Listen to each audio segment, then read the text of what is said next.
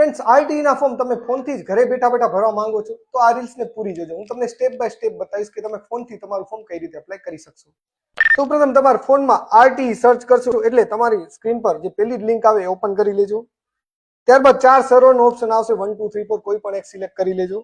ત્યારબાદ ન્યૂ એપ્લિકેશનમાં જશો એટલે આરટીઈ નું ફોર્મ ઓપન થઈ જશે. હવે અહીં તમે બાળકની માહિતીમાં બાળકનું નામ, અટક, બાળકનો આધાર નંબર અને જો બાળક દિવ્યાંગ હોય તો યસ કરી દેજો, નહીતર નો જ રહેવા દેજો. ત્યારબાદ બાળકની જન્મ તારીખ એન્ટર કરી દેજો અને ત્યારબાદ માતા પિતાની વિગત પણ એન્ટર કરી દેજો. હવે જો માતા પિતા બાથી બને કોઈ પણ એકની વિગત પણ એન્ટર કરી શકો છો. પેલી પ્રાયોરિટી પિતાની રહેતી હોય છે, પણ પિતા ન હોય તો માતાની પણ વિગત એન્ટર કરી શકો છો. અને નેક્સ્ટ બેંકની માહિતીમાં તમારું જો પોતાનું અકાઉન્ટ હોય તો તમે પેરેન્ટ્સ સિલેક્ટ કરી શકો છો ઓપ્શનમાં, નહીં તો ચાઇલ્ડનું બાળકનું હોય તો બાળકનું અહીં ચાઇલ્ડ ઓપ્શન સિલેક્ટ કરી શકો છો. ત્યારબાદ અકાઉન્ટ નંબર એન્ટર કરશો અને આઈએફસી કોડ એન્ટર કરશો એટલે અકાઉન્ટનું બેંકનું બ્રાન્ચ ડિટેલ્સ અને બેંકનું નામ બંને ઓટોમેટિકલી આવી જશે.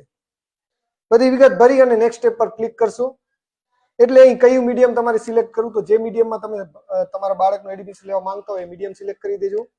ત્યારબાદ નીચે કાસ્ટ કેટેગરી સિલેક્ટ કરી લેજો. જે કેટેગરી તમને લાગુ પડતી હોય એ અહીં સિલેક્ટ કરી. ત્યારબાદ તમારી એન્ટર એડ્રેસની અંદર તમે જો ગામડામાં રહેતા હો તો રૂરલ અને શહેરમાં રહેતા હો તો અર્બન સિલેક્ટ કરી અને નીચે તમારો જિલ્લો અને બાકી જે એડ્રેસની ડિટેલ છે અહીં એન્ટર કરવાની રહેતી હોય છે. હવે આવકની વાત કરી લી તો આવક તમારે દાખલામાં એ પ્રમાણે આવક પણ એન્ટર કરવાની રહેતી હોય છે. પાન કાર્ડ ધરાવતા હો તો પાન કાર્ડની વિગત અને જો ન ધરાવતા હો તો સિમ્પલ નો જ રહેવા દેજો.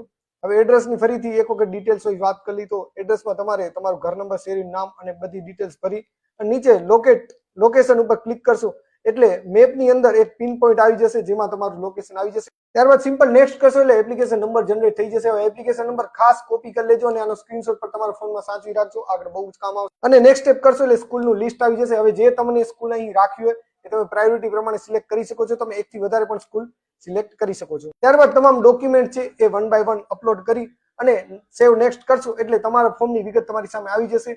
ફોર્મની વિગત ચેક કરી અને ફોર્મ સબમિટ કરી દેવું. જો ડોક્યુમેન્ટ અપલોડ કરવામાં કઈ પ્રોબ્લેમ થઈ રહી હોય તો નીચે કમેન્ટ બોક્સમાં જણાવજો, હું એક સેપરેટ એનો પણ વિડીયો બનાવી આપું. અને જો તમે ઈચ્છતા હો કે તમારું ફોર્મ અમે ભરી આપી તો કમેન્ટ બોક્સમાં આરટી લખી અને આ રીલ્સને તમારા 5 મિત્રો સાથે શેર કરી દેજો. અમારા કોઈ પણ 5 ફોલોઅરના ફોર્મ અમે રેગ્યુલર ભરી આપશું. જ્યાં સુધી ફોર્મની તારીખ રહેશે એ રીતે અમે ફોર્મ અપ્લાય કરી દેશું.